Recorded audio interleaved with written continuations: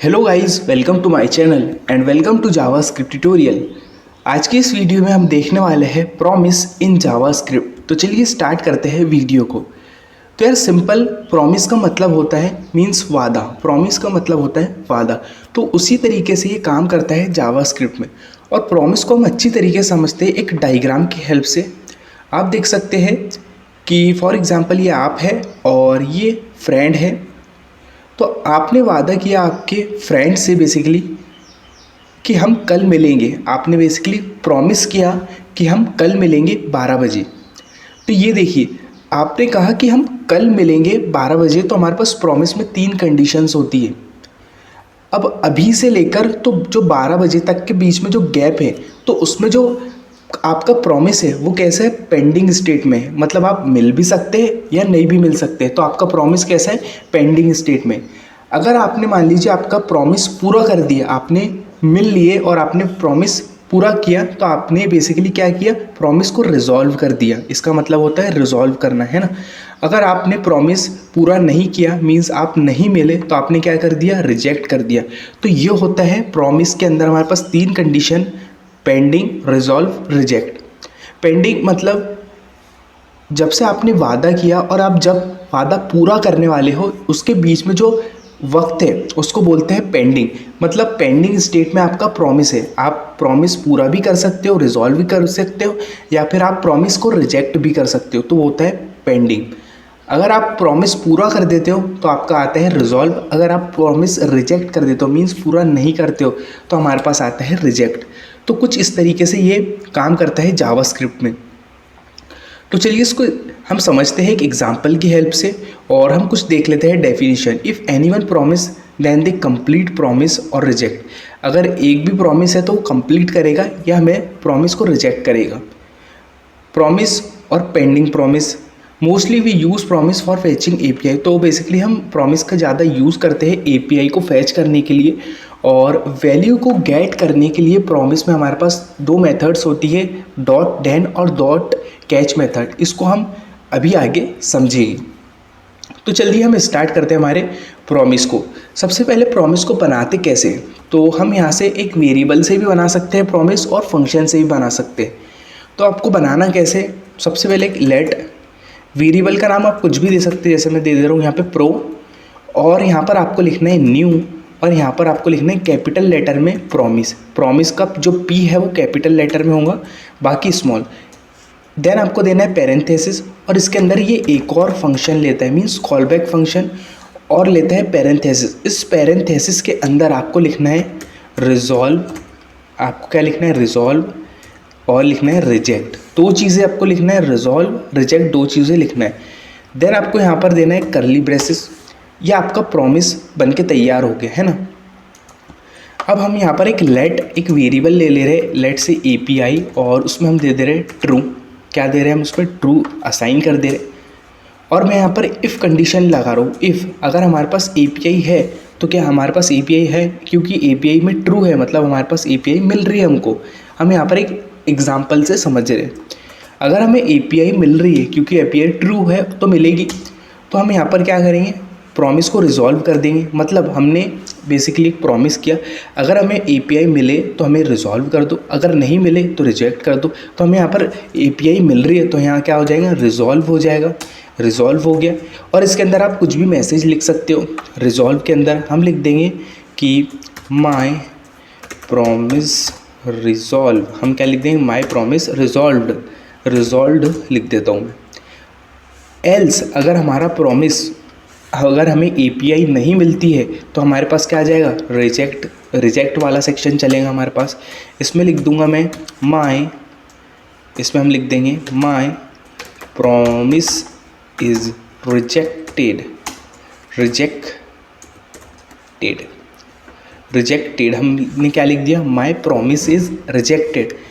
तो देखिए हमने इफ़ कंडीशन लगाए। अगर हमने बोला कि अगर हमें एपीआई मिल रही है तो कैसा हो जाए, हमारा प्रॉमिस रिजॉल्व हो जाए। अगर हमें एपीआई नहीं मिलेगी तो हमारा कैसा हो जाएगा, प्रॉमिस रिजेक्ट हो जाएगा। अब देखिए हमने समझा था डॉट देन और डॉट कैच को। तो हमने यहाँ पर प्रॉमिस तो क्रिएट कर लिया, लेकिन इसकी वैल्यू गेट करने के लिए हमको यहाँ पर लिखना पड़ता है डॉट देन और डॉट कैन। किस तरीके से लिखना पड़ता है, तो आपको वेरिएबल का नेम लेना है प्रो, आपको लिखना है डॉट देन, आपको क्या लिखना है डॉट देन, और यहाँ पे एक फंक्शन बनाना है, फंक्शन बनाया आपने, डॉट देन से आपको क्या बनाना है एक फंक्शन। अब इस फंक्शन के अंदर आपको देना है पैरेंथेसिस, और इसके अंदर आप बेसिकली पैरामीटर दे सकते हैं, रिजॉल्व, कोई भी पैरामीटर दे सकते हैं, मैं रिजॉल्व दे रहा हूँ।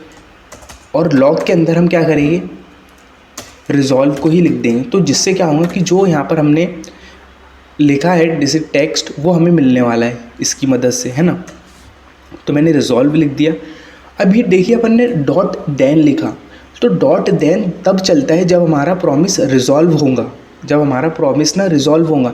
मान लीजिए कि अगर मुझे हमारा प्रॉमिस रिजॉल्व नहीं हो रहा, मान लीजिए मुझे एपीआई नहीं मिल रही, अगर एपीआई नहीं मिलेंगी तो मेरा कौन सा पार्ट चलेगा, एल्स वाला पार्ट चलेगा, मीन्स हमारा प्रॉमिस रिजेक्ट हो गया।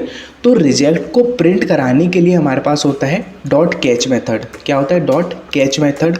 ये भी इसके अंदर भी एक फंक्शन होता है, इसके अंदर भी हम पैरामीटर पास करते हैं रिजेक्ट, और लॉग में आपको लिख देना है रिजेक्ट इस तरीके से। तो अगर आपका प्रॉमिस रिजॉल्व होता है तो डॉट देन मेथड चलती है, अगर आपका प्रॉमिस रिजेक्ट होता है तो डॉट कैच मेथड चलती है। ये आपको अच्छी तरीके से समझना है ना। जब आपका प्रॉमिस रिजॉल्व होगा तो देन वाला पार्ट चलेगा, जब आपका रिजेक्ट होगा तो कैच वाला पार्ट चलेगा।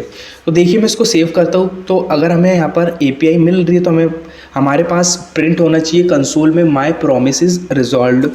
देखिए हमारे पास आ रहा है कि माई प्रॉमिस इज रिजॉल्व्ड। अगर मान लीजिए कि मैं ऐसा कर दूँ कि हमें मान लीजिए कि एपीआई नहीं मिल रही है, एपीआई नहीं मिल रही, तो देखिए हमारे पास कौन सा चलेगा, रिजेक्ट वाला सेक्शन चलेगा और कैच मेथड चलती है। कंट्रोल एस सेव किया मैंने, देखिए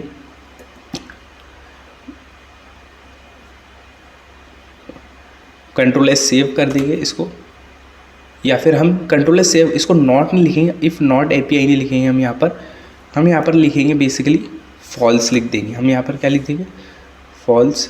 देखिए हमारे पास आ रहा है माई प्रॉमिस इज रिजेक्टेड। ये थोड़ा स्लो काम कर रहा है क्योंकि इंटरनेट कनेक्शन की वजह से। मैं आपको यहाँ पर फॉल्स भी लिख के बता देता हूँ, यहाँ से मैं नॉट हटा देता हूँ, नॉट, या फिर हम इसको ट्रू ही रहने देते, ट्रू ही रहने देते। नॉट से क्या हुआ बेसिकली, अगर हमारा एपीआई नहीं है, हम क्या बोल रहे हैं, इफ़ नॉट एपीआई, तो एपीआई तो है यहाँ पर, तो एल्स वाले पार्ट चलेगा। और देखिए हमारे पास प्रिंट होगा माई प्रॉमिस इज रिजेक्टेड।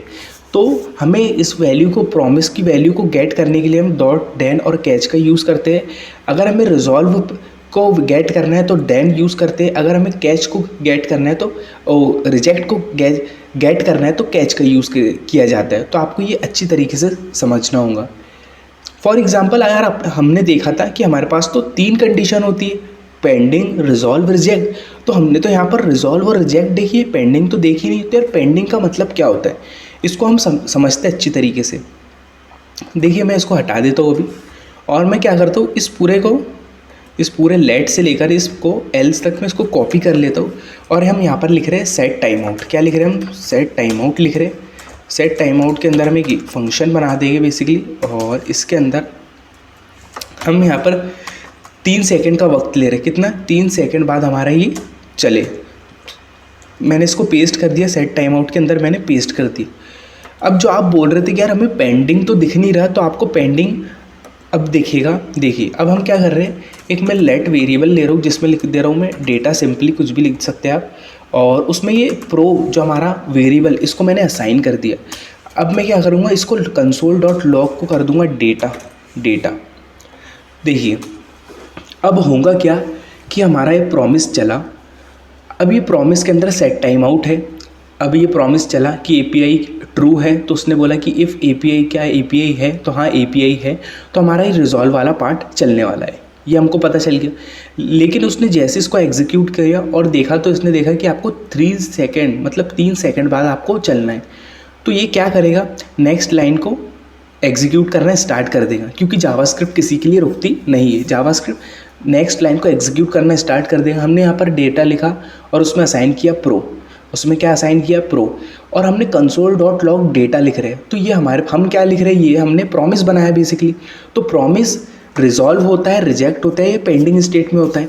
तो अभी हमारा प्रॉमिस पेंडिंग स्टेट में हुआ। देखिए सबसे पहले जल्दी से जाके इसको एग्जीक्यूट कर देगा, देन इसको एग्जीक्यूट करेगा, तो देखेगा कि जो हमारा प्रॉमिस है वो भी पेंडिंग स्टेट में। क्यों पेंडिंग स्टेट में? क्योंकि उसे जो आंसर मिलने वाला है वो 3 सेकंड बाद मिलने वाला है। जैसे कि हमने एग्जाम्पल में समझा था कि वो जो पर्सन है आपसे कल 12 बजे मिलने वाला है, तो जो अभी से लेकर जो अभी तक टाइम है 12 बजे तक, वो पेंडिंग स्टेट में, वो मिलेगा या ना मिलेगा। उसी तरीके से हमारा जो यहाँ पर सेट टाइम आउट है उसमें जो टाइम है 3 सेकंड का है, जब तक हमारा ये जो प्रॉमिस है वो पेंडिंग स्टेट में है। तो उसने क्या किया, इसको एग्जीक्यूट किया, लेकिन जावास्क्रिप्ट रुकता नहीं है। उसने कहा कि मैं 3 सेकंड बाद चलूँगा, तो जावास्क्रिप्ट ने इसे रन किया।